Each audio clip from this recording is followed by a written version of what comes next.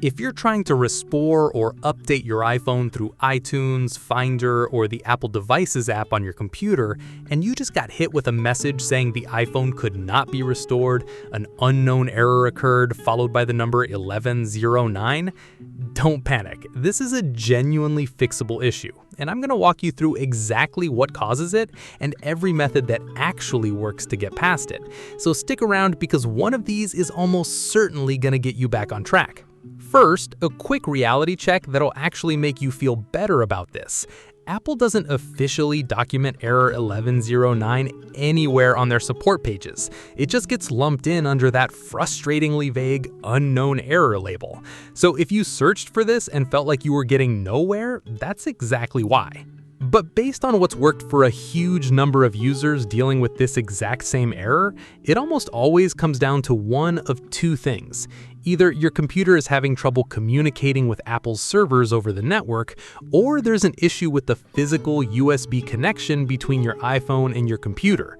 And sometimes it's genuinely a combination of both. So the smartest approach is to work through fixes for each possibility, rather than assuming you know which one it is right away.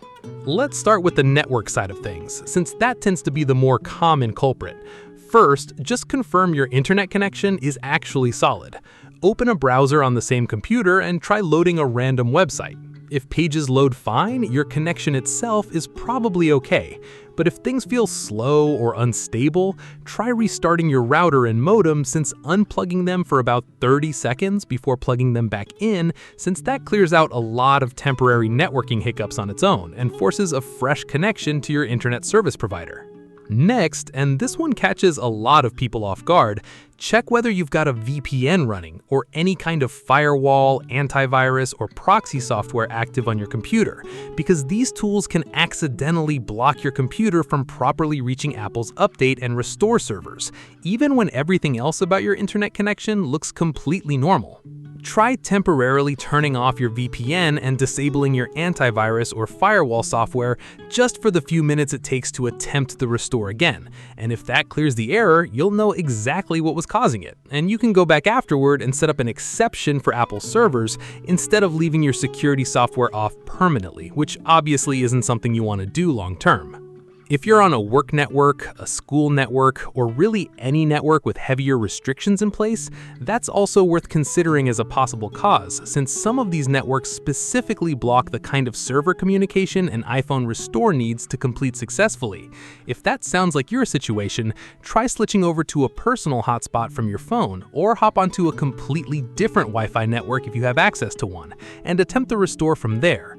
It's also worth trying to bypass your router entirely if you're on a desktop computer, by connecting an Ethernet cable straight from your computer into your modem, since some routers specifically interfere with the kind of connection iTunes or Finder needs to reach Apple servers, even when your regular browsing feels completely normal.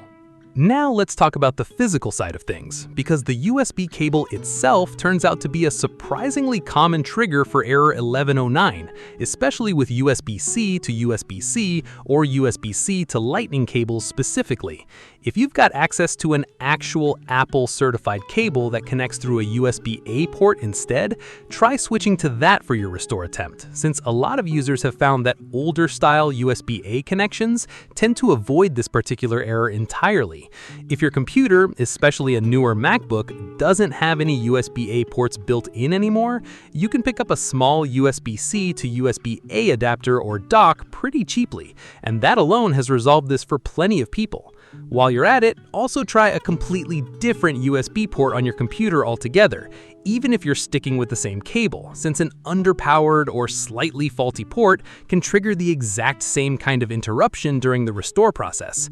And avoid plugging into a USB hub if you're currently going through one, since those add another potential point of failure into the mix. If you've tried both the network side and the cable side and you're still stuck, make sure the software on your computer itself is fully up to date. If you're using iTunes, check for updates within the app itself or through your computer's regular update settings. If you're on a newer Mac and Apple has moved you over to the separate Apple Devices app instead of iTunes, make sure that's updated too. And honestly, if you were previously trying this through iTunes and kept hitting the same wall, switching over to the Apple Devices app entirely has resolved this for a decent number of people even without changing anything else about their setup. So it's genuinely worth trying even if it feels like an odd fix at first glance. If none of that clears things up, it's time to try Recovery Mode. Or if that doesn't work either, DFU Mode, which stands for Device Firmware Update Mode, and goes a level deeper than a standard recovery. Quick and important warning here, DFU mode will completely erase your device, so only go this route if you've already got a backup you're comfortable relying on, or if you're fully okay with your iPhone being wiped clean and starting totally fresh. The exact button combination to enter DFU mode varies slightly depending on which iPhone model you've got, so it's worth doing a quick search for your specific model's DFU steps. But the general idea is holding a combination of the side button and volume buttons in a specific sequence until your screen goes completely black. Once your computer detects the device sitting in DFU mode, it'll offer to restore it, and you just follow the prompts from there and let the whole process run through to completion without interrupting it partly through. If you've made it through all of that and you're still seeing error 1109 pop up every single time, there are a couple of third-party tools worth knowing about that some users have had luck with. Things like 3U Tools, which is specifically built to manage and flash iOS devices outside of Apple's own software. These tools can sometimes get around restore errors that iTunes or the Apple Devices app just can't seem to push past. Though keep in mind you're relying on a third-party program rather than Apple's official software, so it's worth doing your own research and downloading only from the tool's official website if you decide to go this route. And if you've worked through absolutely everything here, the network checks, the cable swaps, the software updates, DFU mode, and even a third-party restore tool, and error 1109 is still popping up every single time, at that point, it's worth considering that there might be an underlying hardware issue with the device itself, something beyond what software troubleshooting alone can fix. In that case, your best move is heading into an Apple store or an Apple authorized service provider, or reaching out to Apple support directly so they can run proper diagnostics and figure out exactly what's going on at a deeper level, since certain internal hardware faults can mimic the exact same symptoms as a simple cable or network problem. So, to quickly recap, check your internet connection and try disabling any VPN or security software temporarily. Switch networks if you're on something restrictive like work or school Wi-Fi.